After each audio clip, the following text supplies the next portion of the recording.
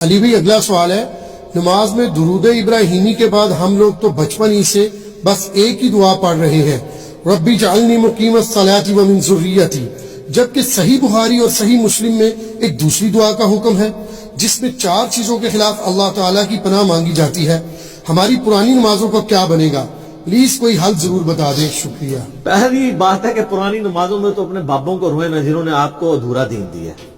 دیکھیں یہ بڑا کریٹیکل مسئلہ ہے، بخاری اور مسلم دونوں میں حدیث ہے، نبی علیہ السلام اما عائشہ کہتی ہیں سلام اللہ علیہا اور باقی کئی اصحاب سے حدیث ہے کہ نبی علیہ السلام ہمیں نماز کے تشہد میں 4 چیزوں کے اگینسٹ اللہ کی پناہ مانگنے کا حکم دیتے تھے۔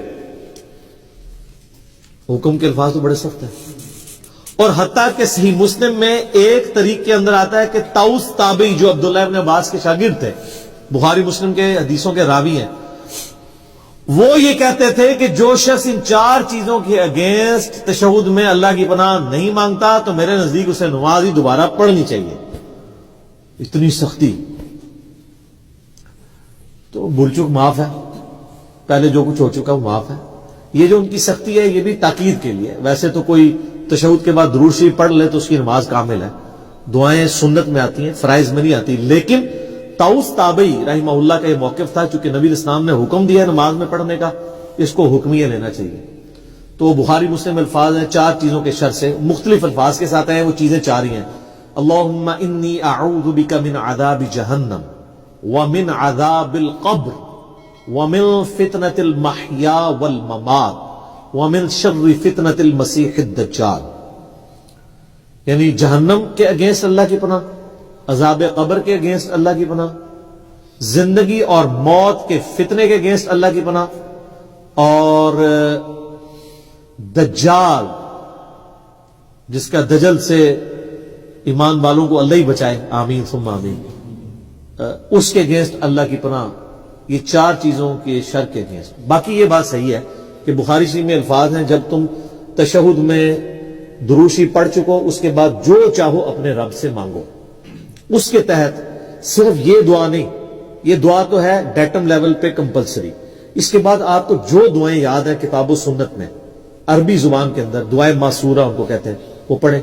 مثلا ایک دعا تو آپ ضرور پڑھیں جو بخاری مسلم دونوں میں کہ نبی علیہ السلام نے، انس بن مالک کہتے ہیں اور کوئی دعا پڑھیں نہ پڑھیں یہ دعا آپ نے زندگی بھر نہیں کبھی چھوڑی، اللہم ربنا آتنا فی الدنیا حسنہ وفی الآخرۃ حسنۃ وقنا عذاب النار۔ اس سے پرفیکٹ دعا ہی کوئی نہیں ہے۔ اے اللہ مجھے دنیا میں بھی بھلائیاں عطا فرما اور آخرت میں بھی بھلائیاں عطا فرما، اور سب سے بڑی بھلائی آخرت کی کیا؟ وقنا عذاب النار، آگ کے عذاب سے بچا۔ یہ اس سے بڑی کوئی دعا نہیں ہے، اور سب دنیا کے ہر کام کے لیے یہ دعا ہے۔ کسی کی اولاد نہیں ہو رہی تو یہ ہے، کسی کی نوکری کا ایشو ہے یہ ہے، کسی کو بیماری کا ایشو ہے یہ ہے، بھلائی ہے نا۔ اور مسلم شریف میں بڑی پیاری حدیث ہے، ایک صحابی کے بارے میں آتا ہے صحیح مسلم میں کہ وہ اتنے کمزور ہوئے گویا کہ چڑیا کی طرح ان کا ڈھانچہ ہو گیا، تو نبی علیہ السلام ان کی عادت کے لیے گئے۔ آپ کو اندازہ ہو گیا کہ اس نے کوئی کام ڈالا ہوا ہے، آپ فرمایا تو اللہ سے کیا مانگتا ہے؟ اس نے عرض کیا اللہ کے رسول میں تو اللہ سے یہ مانگتا ہوں کہ اللہ جو تو نے مجھے آخرت میں عذاب دینا ہے نا دنیا ہی میں دے لے۔ ہوئے ابے سبحان اللہ، کیا تم اللہ کے عذاب کو برداشت کرنے کی طاقت رکھتے ہو؟ یہ تم کیوں کہہ رہے ہو کہ اللہ جو مجھے آخرت میں عذاب دینا دنیا میں دے لے؟ وہ دنیا میں بھی اللہ کا عذاب تو کوئی نہیں برداشت کر سکتا، اور تمہیں تو چاہیے تھا تم دعا کرتے اللہم ربنا آتنا فی الدنیا حسنہ وفی الآخرۃ حسنہ وقنا عذاب النار۔ یہاں ایسے صوفیاء کہتے ہیں کہ ان کو جوئیں پڑی رہتی تھی، کوئی جو نیچے گرتی تھی پھر اوپر رکھ لیتے تھے۔ یہ گند مند دین نہیں ہے اسلام۔ اسلام میں تو یہ ہے کہ آپ نے اللہ سے بھلائیاں مانگنی ہے، تو نبی صلی اللہ علیہ وسلم بھلائی مانگتے، صحابہ کہتے ہیں اس نے وہ دعا پڑھی، وہ اس طرح صحیح ہو گیا جیسے ایک چوزا جب پیدا ہوتا ہے اس کے بعد میں پر نکل آتے ہیں زندہ ہو جاتا ہے، وہ اس طرح وہ اپنی بیماری سے باہر نکل آیا۔ یہ دعا اپنے تشہد میں پڑھیں۔ اچھا ایک اور دعا ہے جو سیدنا ابوبکر نے حضور سے مانگ کے لیے ہوئی ہے، دیکھ لیں صحابہ کرام تو مانگتے بھی تھے تو کیا مانگتے تھے۔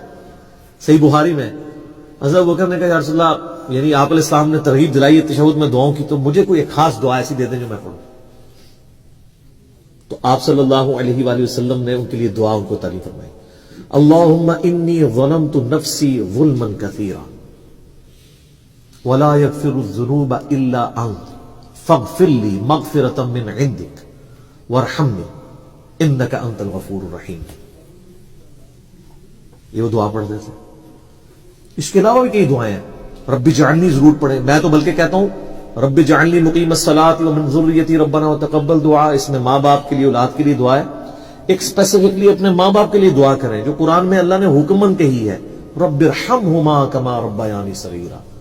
اے رب ان دونوں پہ رحم فرما جس طرح بچپن میں انہوں نے مجھ پہ رحم کیا تھا. یہ دعا پڑھیں. اور سر ایک اور دعا بھی یاد ضرور کریں. میں نے بڑی دفعہ اس کی ترغیب دلائی ہے, خدا کے لیے اب اس کو سیریس لیں.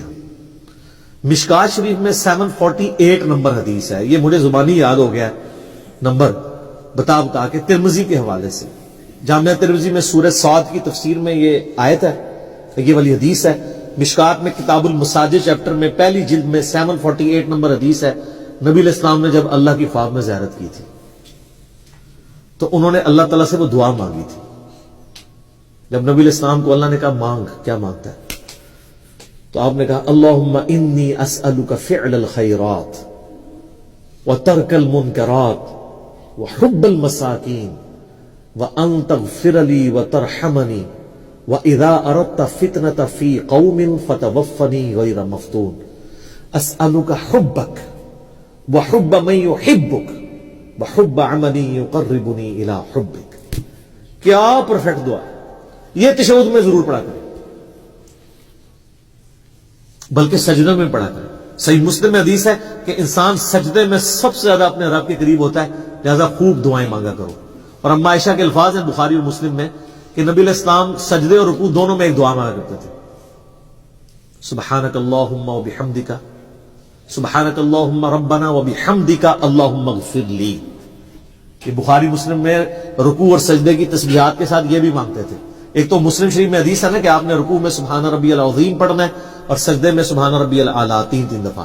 اس کے بعد بخاری مسلم میں یہ تسبیح بھی ہے. ایک اور تسبیح صحیح مسلم میں سبوح قدوس رب الملائکۃ والروح. اور سجدے میں دعائیں بھی مانگے. اور ایک دعا تو میں نے آپ کو کئی بار بتائی ہے, ہماری کامیابی کا جو راز ہے, اصحاب کہف کی دعا, ربنا آتنا من لدنک رحمتا وہیئ لنا من امرنا رشدا. اے رب ہمیں اپنے پاس سے رحمت عطا فرما اور ہمارے اس کام میں کامیابی کی کوئی راہ نکال دے. اصحاب کہف کے لیے پھر کیا راہ نکلی ہے سر. وہ معجزہ ان کے ساتھ ہوا ہے جو کسی پیغمبر کے ساتھ بھی نہیں ہوا. حضرت عزیر کے ساتھ بھی 100 سال کا معجزہ ہوا تھا, ان کے ساتھ 300 سال تھا, اور 309 سال قمری اعتبار سے اور شمسی اعتبار سے 300 سال تھا. یہ دعائیں سر اللہ سے مانگیں. اللہ تعالیٰ نہ مانگنے والے سے ناراض ہوتا ہے اور مانگنے والے سے خوش ہوتا ہے. یہ کائنات کا ایسا بادشاہ ہے, بلکہ یہی بادشاہ ہے کہ جو نہ مانگنے والے سے ناراض ہوتا ہے. باقی تو دنیا میں کوئی بادشاہ ایسا نہیں ہے کہ آپ اس سے مانگیں اور بار بار مانگیں اور وہ تنگ نہ پڑے. اللہ کہتا ہے نہیں مانگو گے میں ناراض ہو جاؤں گا. ادعونی استجب لکم, سورۃ المؤمن آیت نمبر 60. اے میرے بندو مجھ سے مانگو میں عطا کروں گا. ان الذین یستکبرون عن عبادتی, جو تکبر کرے گا نا مجھ سے نہیں مانگے گا, میں اسے ذلیل و خوار کر کے دوزخ میں ڈالوں گا. وَإِذَا سَأَلَكَ عِبَادِي أَنِّي, جب میرے بندے آپ سے پوچھتے ہیں میرے بارے میں تو آپ فرمانے کہ میں انی قریب, میں بالکل قریب ہوں. اجیب الدعوۃ الداعی اذا دعان, ہر سننے والے کی پکار سنتا ہوں جب وہ مجھے پکارتا ہے. لیکن شرط ہے فلیستجیبوا لی, تم بھی میرا حکم مانا کرو, ولیؤمنوا بی, اور مجھ پہ ایمان لاؤ.